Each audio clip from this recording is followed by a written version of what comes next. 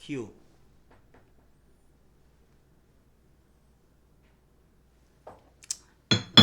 Oy, alam nyo ba na merong dalawang uri ng doubts? Isa yung tinatawag na negative doubts at yung isa ay positive doubts. Now, ano yung negative doubts? Ang negative doubt, eto na naman ako, sigurado baka mag-fail na naman ako. Eto na naman ako, may maniniwala ba sa akin?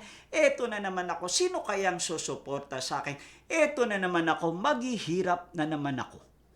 Yun ang tinatawag na negative doubts. Baka wala namang mangyari sa aking ginagawa.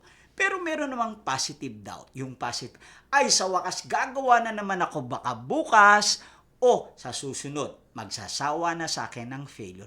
O baka naman eto na ang tamang oportunidad na nakalaan sa akin. Sabi nga ni Douglas MacArthur, there is no such security but opportunity. Ito na marahil ang bagong yugto ng aking buhay, marahil yung mga natutunan kong failures noon ay matututo na ako at mai-apply ko na rito.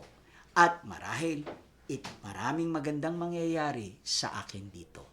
Doubts din yun. Parehong nagtatanong, parehong may question mark. Pero magkaiba ng ibig sabihin.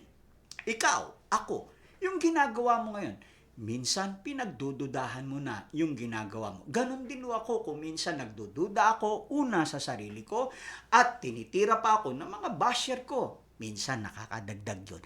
Pero ang maganda, nawawala ang aking negative doubts at nagiging positive yun. Lalo na kung titingin ako doon sa aking paniniwala. Naalala ko nung nagsusulat ako noon, sulat na ako ng sulat. Nagpapagaling na ako dahil sa brain operated ako bilang ruptured aneurysm. Sulat ako ng sulat, pero syempre pananalapi, kapos din ako noon. Pero ang sabi ng aking konsensya, o marahil galing sa taas, sulat ka lang ng sulat. Pag natapos na yan, ako na bala dyan. Nung natapos na yung ginagawa ko, you know what happened? Di ba noon ko pa pinadala sa yung pera? Saan? Di ba binili mo ng kondo? Oh, anong problema ron? O, ibenta mo yung kondo. In short, ang kapalit ng kondo ko ay 2 libro, 4,000 piraso ang nabenta ko. Hindi ko to talaga minarket. Individual kong binenta sa seminar ko. At ang good news, naubos na ito ang 2 volume ng Self-Leadership, Mindset of an Eagle. Dahil naniniwala ko, self-leadership before public leadership. It talks about eagles, the life of an eagle. Ito yung Fly to Discover, Soar with Courage, Guide for Freedom, Volume 1 and Volume 2. Magkakaroon ho ito ng next edition.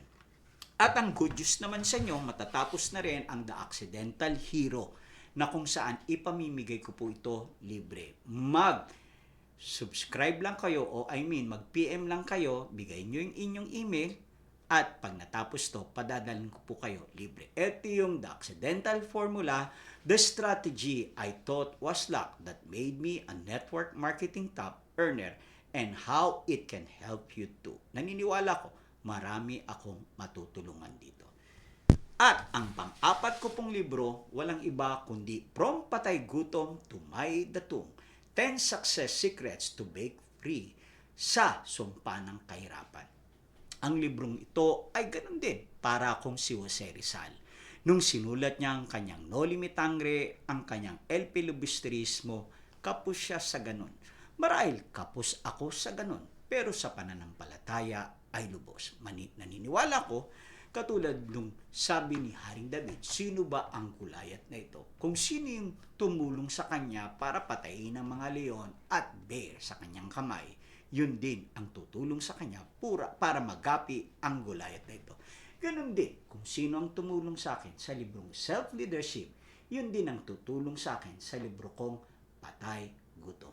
And I believe, walang imposible sa Diyos na naniniwala. Sabi nga, ang paniniwala of faith is what? Believe first before you see.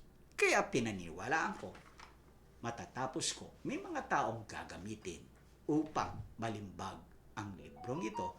Patay Gutom is an acronym. P means passion, A, attitude, T, training, A, adversity, Y, the power of you, and G, giving, U, understanding, T, team. O, objective. And lastly, M, maximize. We need to maximize our lives. Not only time, not only money, but many things. Ito ang magiging iyong gabay, ang iyong Google, ang iyong Waze, kung saan dadalhin ka dun sa gusto mong patunguhan. Ulitin ko, from patay gutom, tumay datong, darating ito sa pangarap mo. Gawin mo lang ang patay gutom, magkakadatong ka. Ito yung 10 success secrets to break free sa sumpa ng kahirapan.